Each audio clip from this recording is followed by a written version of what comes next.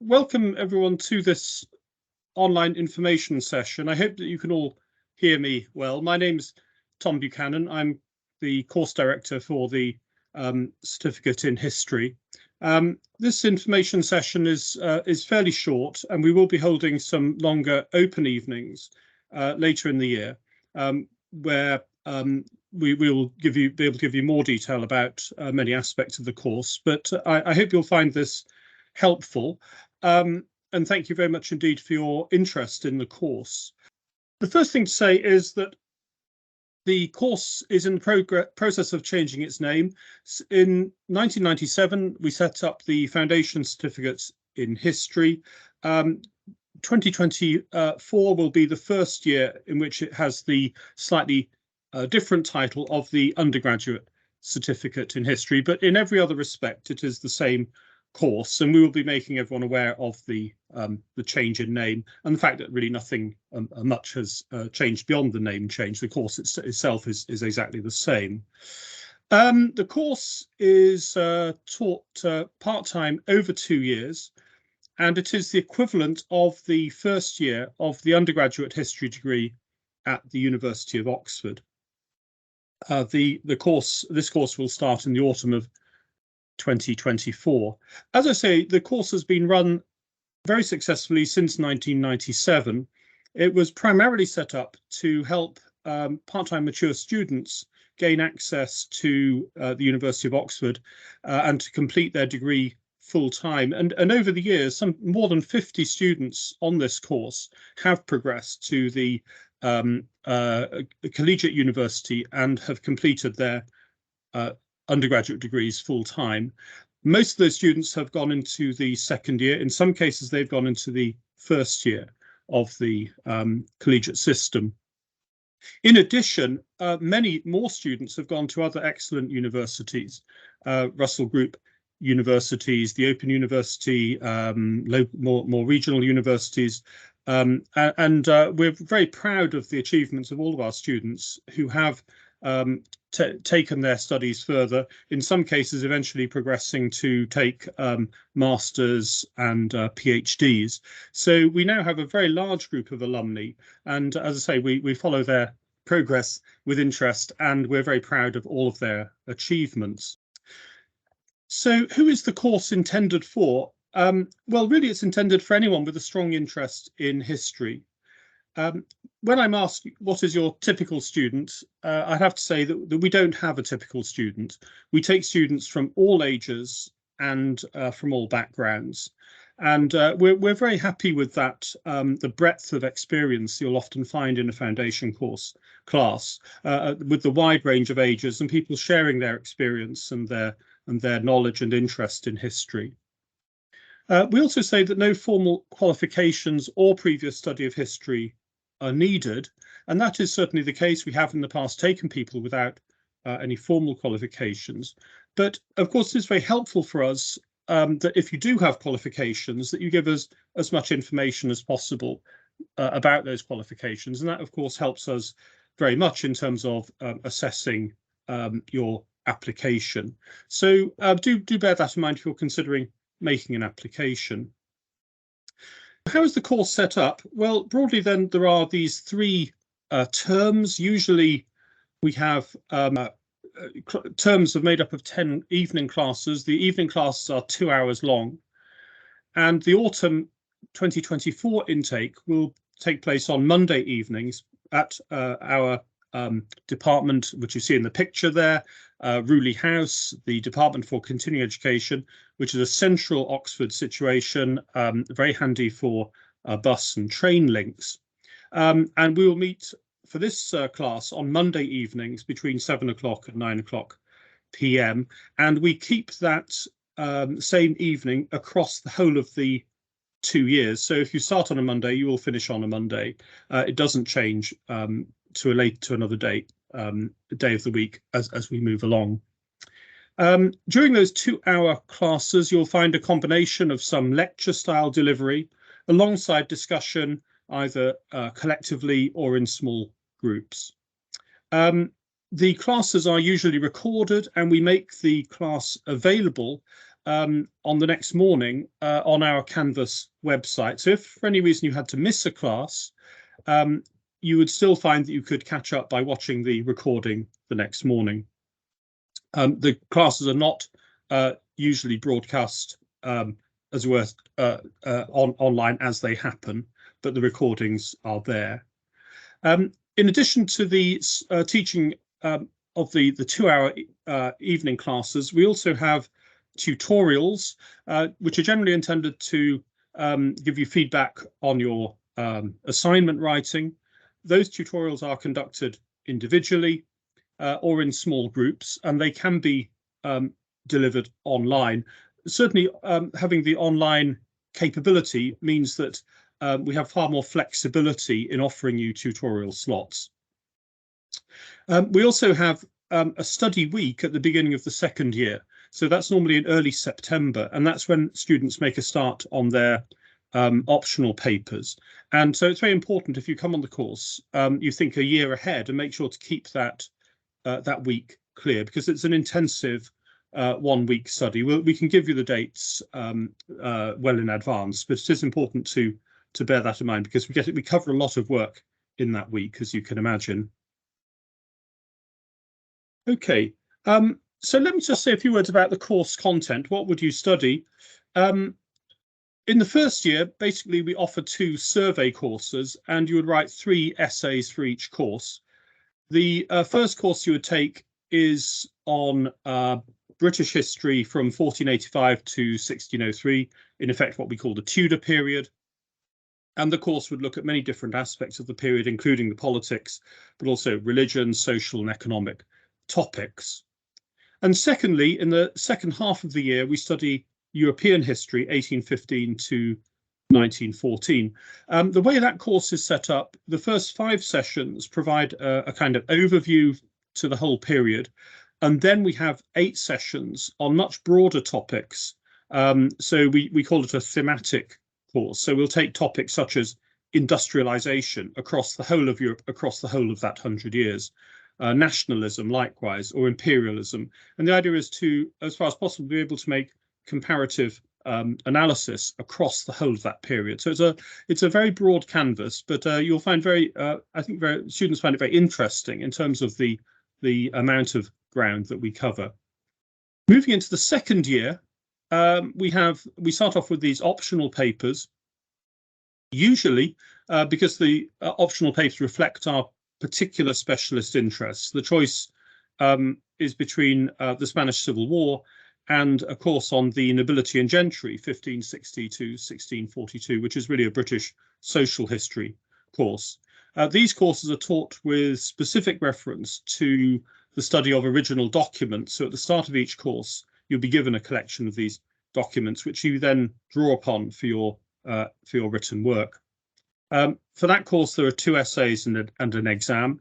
There's then a paper called Approaches to History, which looks at how we study history and how it relates to other similar disciplines. That's assessed by 1 essay only.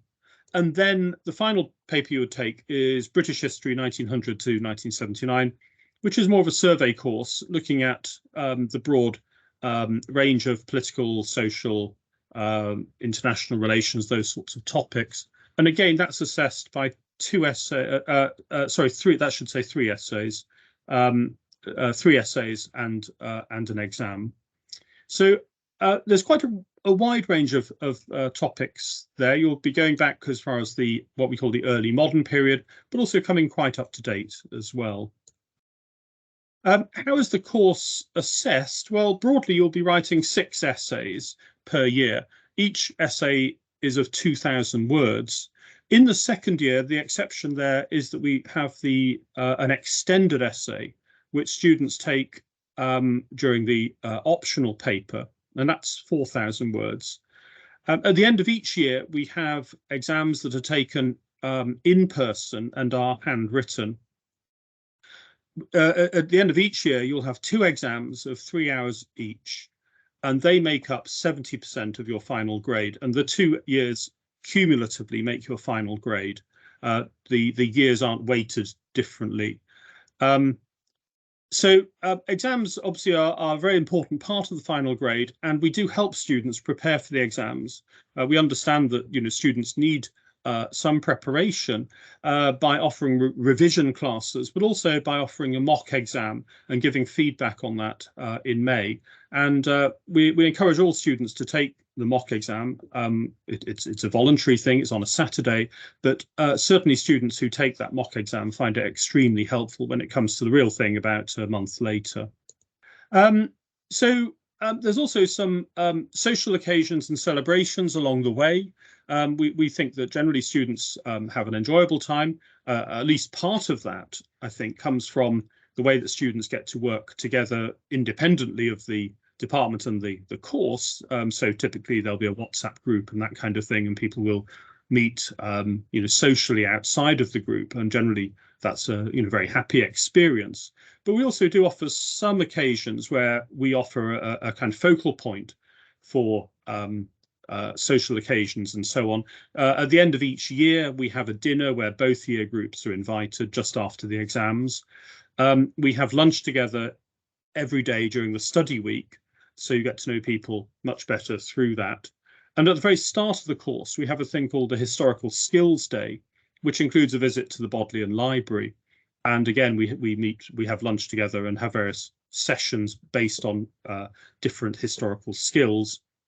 And after the successful completion of the course, students are invited to attend an award ceremony, and there's a reception afterwards. The award ceremony usually takes place in the marvellous Sheldonian Theatre, and it's quite a big and impressive event, and you and your families would be invited on completion of the course to take part in that. There is plenty more information available. I'd really guide you to our website, and you'll find quite a lot more detailed information about the course there. As I say, do also keep an eye open for the open evenings we'll be organising later in the year. And if you have any questions, do feel free to get in touch with us. My email is there, and I'm very happy to take questions, and you'll see the address. I think you can find us also on social media, and there's an address there as well. So finally, let me thank you for listening and open it up to questions, and encourage you to go through the chat to pose any questions that you might have. Okay, I see there are some comments in the chat already, so let me deal with them as we go along. Can one progress onto the first year of a different course, e.g. history and economics, PPE, etc.?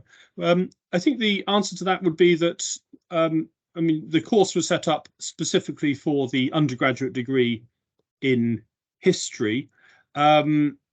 Occasionally other students, some students have progressed onto other courses, possibly because they already have qualifications that would support that. For instance, if you're applying for PPE, you would probably already need to have some qualifications in at least probably one of the other subjects. So I think the immediate answer is that it's not what the course is really intended for. It might be possible, but it probably depends on other qualifications you have. And in that case, the best thing would be to talk to the admissions office for the particular Oxford course you are interested in taking. A question asking how many places are available on the course. A very good question. Thanks for asking it. I should have mentioned that in my presentation. It varies from year to year, so there's no set number of places. I mean, we'd like to take 20 or so students each year. It does vary. Sometimes it's slightly more than that. Sometimes it's more like the mid-teens. So what I would say is that you would find yourself in and certainly we wouldn't take more than 22 or so. So I think what I could say is that you would find yourself in a very good sized group where there's every opportunity to get to know the other students and to have your voice heard in discussion. I think students generally enjoy the classes precisely because the numbers are small. You get to know each other. You get to know the tutors as well. So I think we do find that's a very beneficial part. So no formal number of places available, but it would certainly be, I could guarantee a very nice, decent sized course of around probably around 20, more or less. How much for the course fees? I don't have the course fees immediately to hand. I think you probably have to direct you to the website to give you the latest information about that. You do pay obviously year by year. What I do know is that if you can discuss with the finance office about the staging of payments and that kind of thing, but that's not really within my remit, I'm afraid. So do look at our the website link and you'll find all the information there, both about the fees, but also things like possible access to bursaries, which I would very much encourage people to look at. We do have bursary money available within the department. Great. When do the terms start? Again, a very good question. Well, I can tell you that last night we had our first class of the new first year. Typically they start around 1st or 2nd of October and will run through until early December.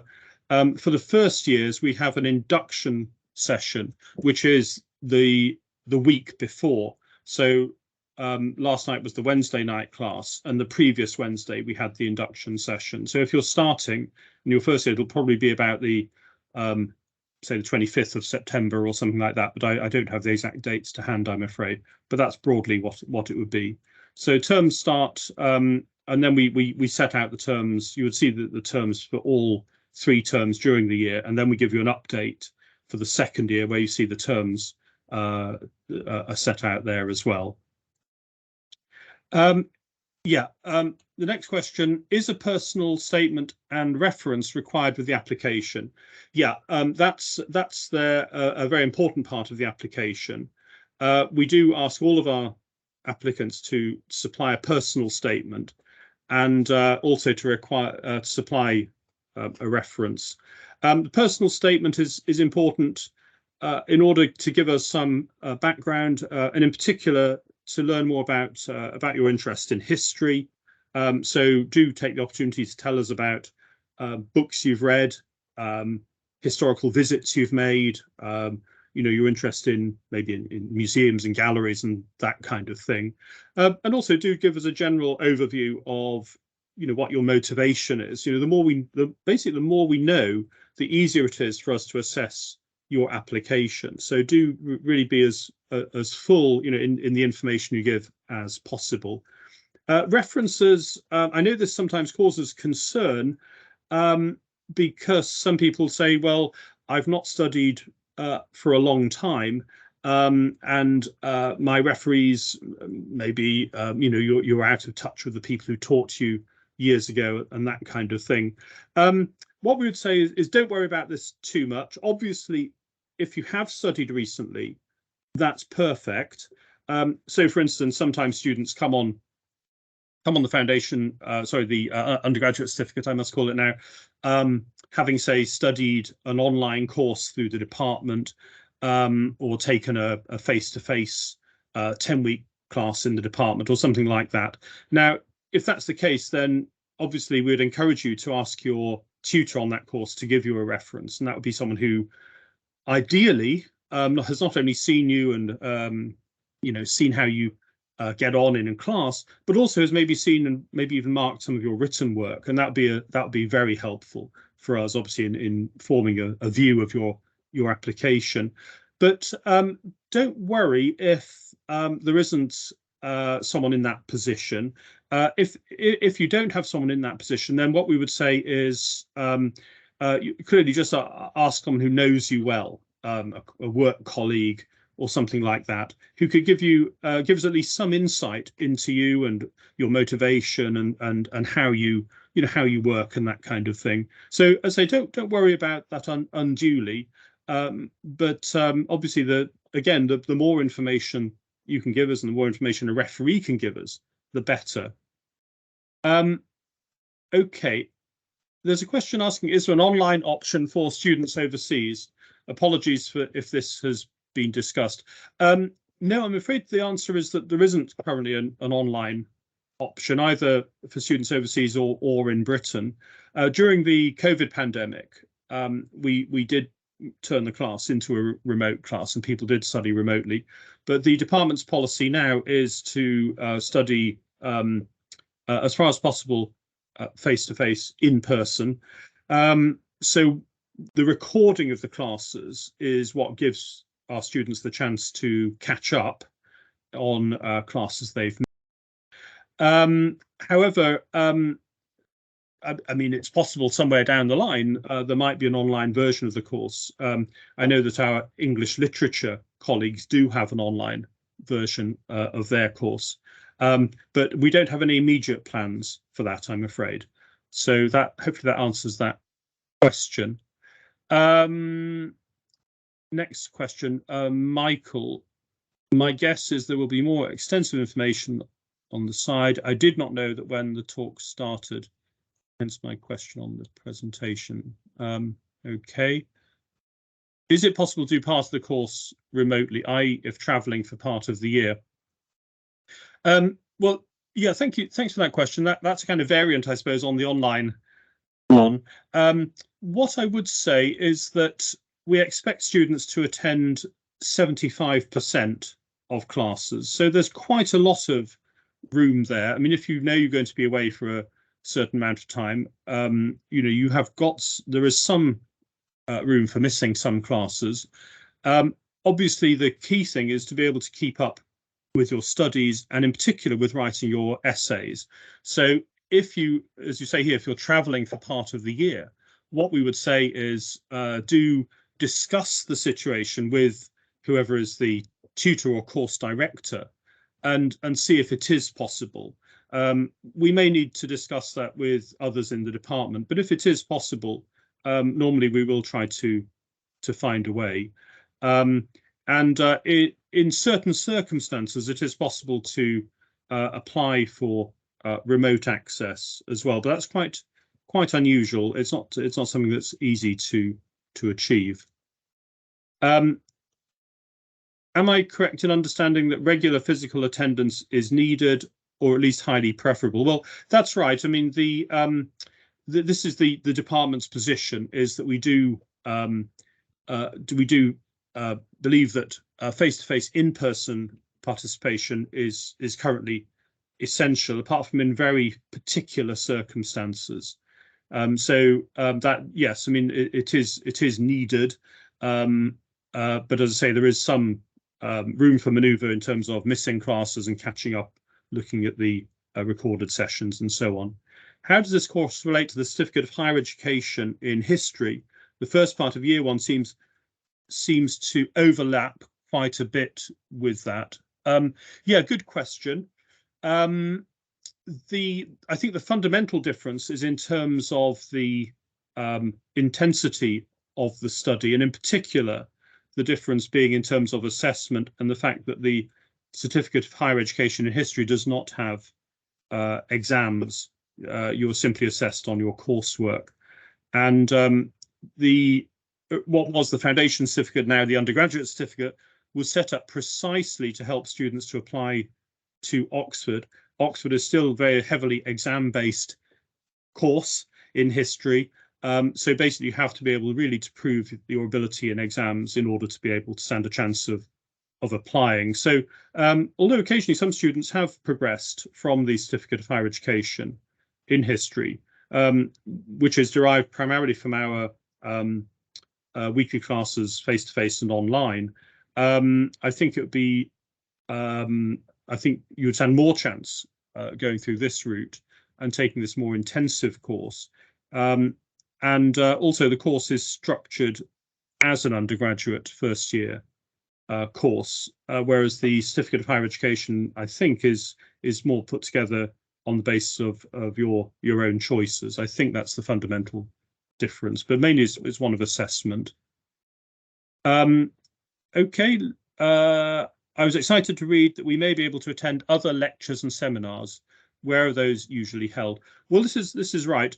If you come on the course, you will receive a university card, and that will give you access, for instance, to all of the lectures and held in the university. For all of the faculties, you'll find there is a published lecture list, which will tell you what's on and where you can access it. Typically, the lectures are held in the exam schools, which is a very large building on the high street, and you're very welcome to attend there. I mean, there's an awful lot going on in the university. You can imagine there are probably hundreds, if not thousands, of lecture series going on throughout the year. But we do suggest students to at least dip into the lectures at the exam schools. You'll get a different take on things. Of course, the way we teach it is, as it were, bespoke for the course that we teach. And obviously, the university courses, while similar, will not be exactly the same. So they won't all be relevant, but some of them will be. So yeah, very welcome to do that. The seminars are for graduates, typically. Again, they tend to welcome all comers.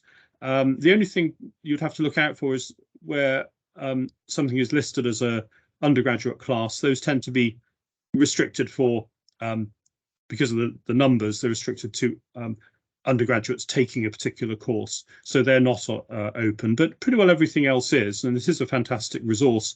I should just mention that also, if you with the university card, you also get access to the main Bodleian library, which includes the history faculty library and does include borrowing rights as well, and hence the Bodleian visit that we organise at the start of the first year is intended really to kind of get everyone over the threshold into the Bodleian, which is can be a rather intimidating building, and really get everyone into the spirit of thinking, yeah, this is a resource, it's for me, I can go and use it. And of course, there's a vast amount of historical literature available in the Bodleian, as well as marvelous electronic resources, which you would also have access to.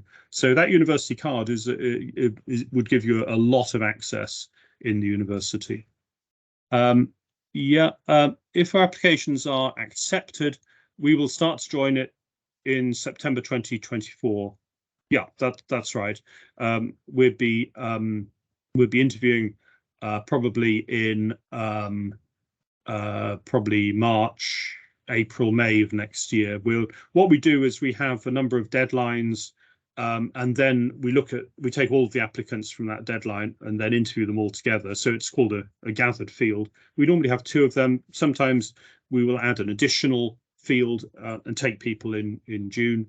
We can't really take anyone probably later than late June, but it does mean that it's all going to be for starting in September. Are there learning resources for things like learning how to write in an academic style?